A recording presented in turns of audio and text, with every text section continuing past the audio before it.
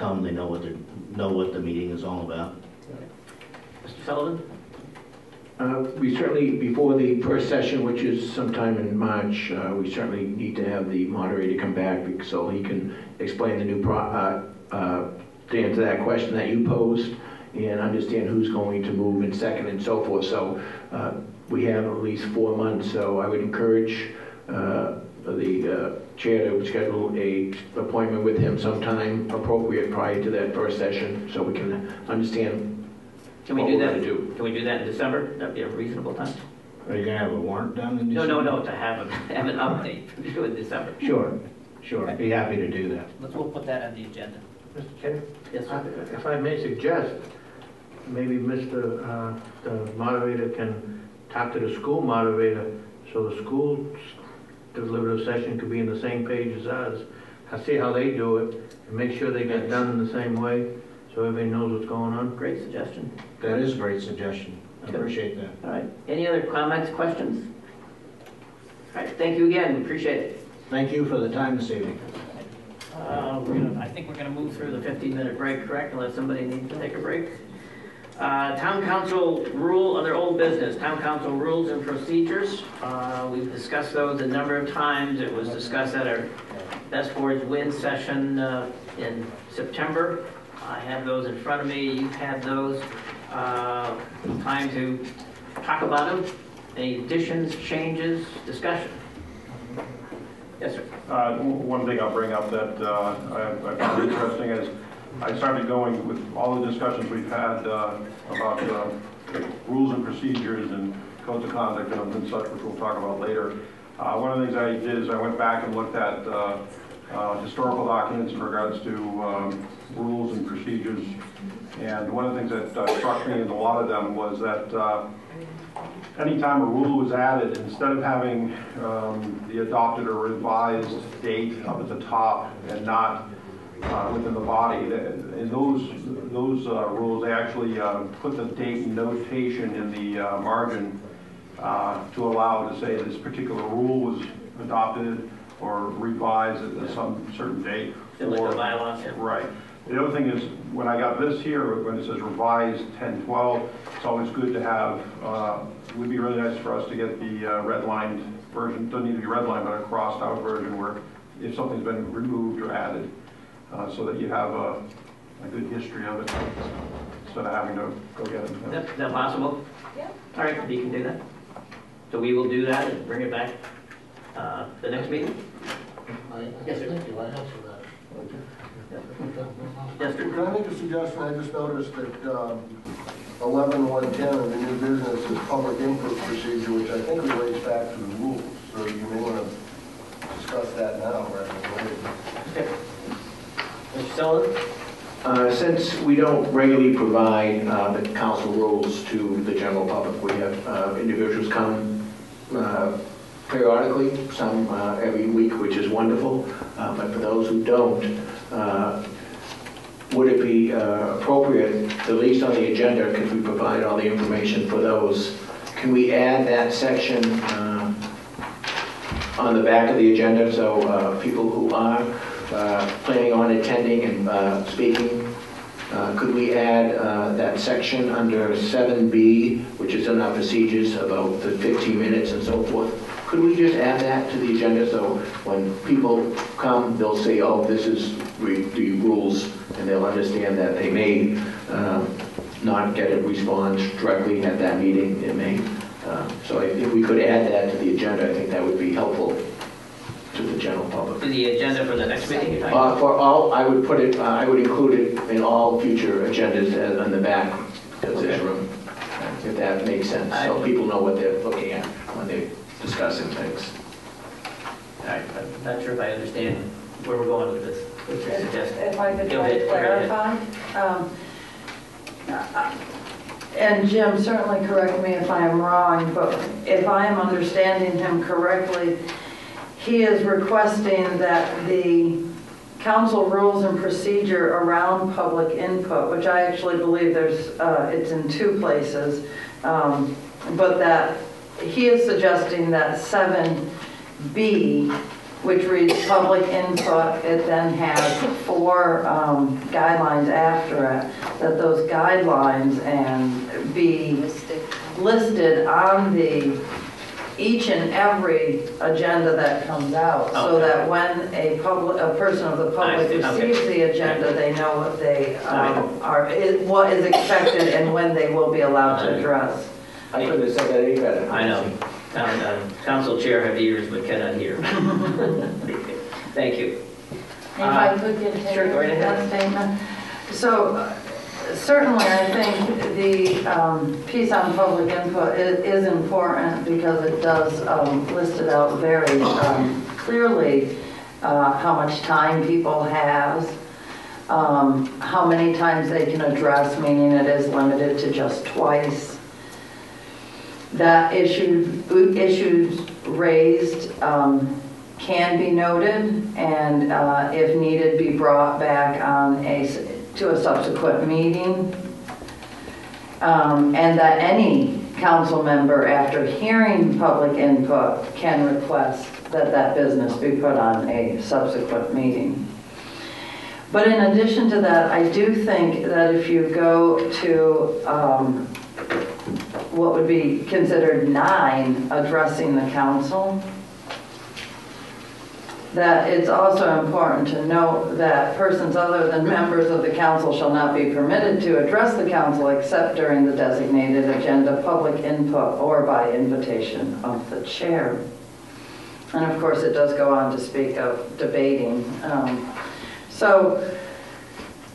Well, I certainly think it's good for us to give direction. I think it's important that we give complete direction. And though the 7B gives a piece of it, 9 gives a piece of it, but then I think it's also important that we look at 8, filing agenda items. If you're here and you're in public input and maybe you have something to say and maybe nobody feels it should be put on an agenda item, then we have section 8.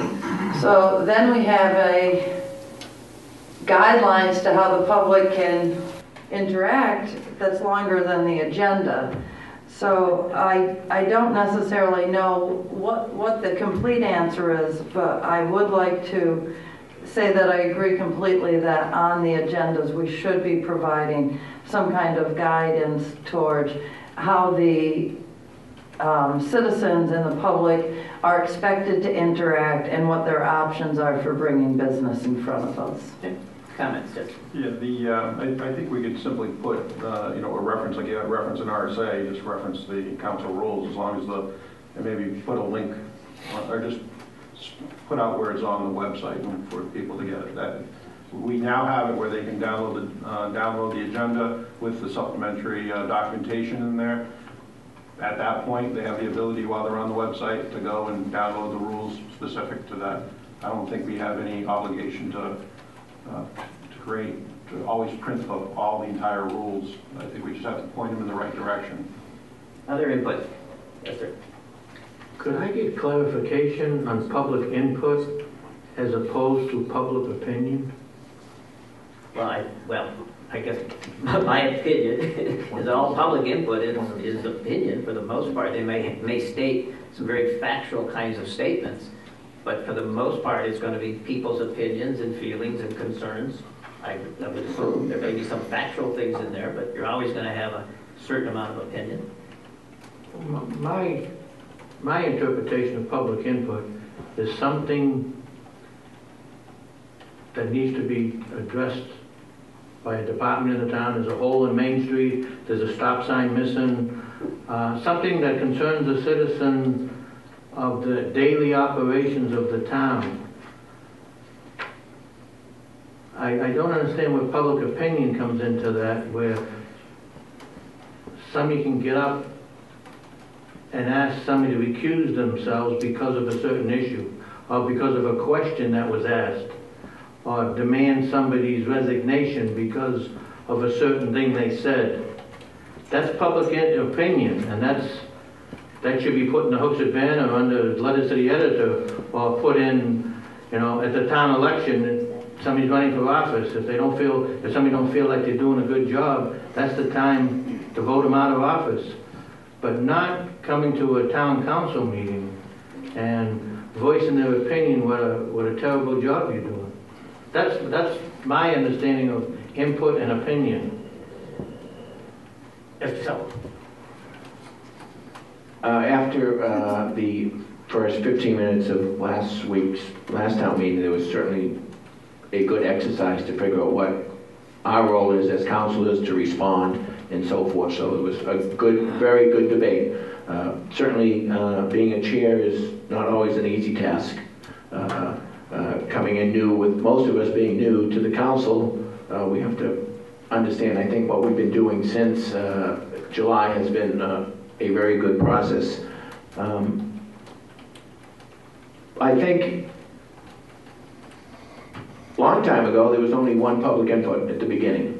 And people would come to meetings to listen, and then after 2 hours of discussion, at the end, someone wants to comment on what you said or how you voted and so forth. So I think public input is one that is the same, expressing your comment to what happened or what is about to happen, or give information on thanking people and so forth. So I think that's appropriate. Sometimes it's, and we're following the procedures, and the chairman does have some guidelines to follow. Just to follow, it's a guideline. It doesn't say he has to, and we as a board have the authority to say, you know, Mr. Chairman, or whoever that is, that we think we should do it a little different way, this way, and we did that, and that was a good exercise.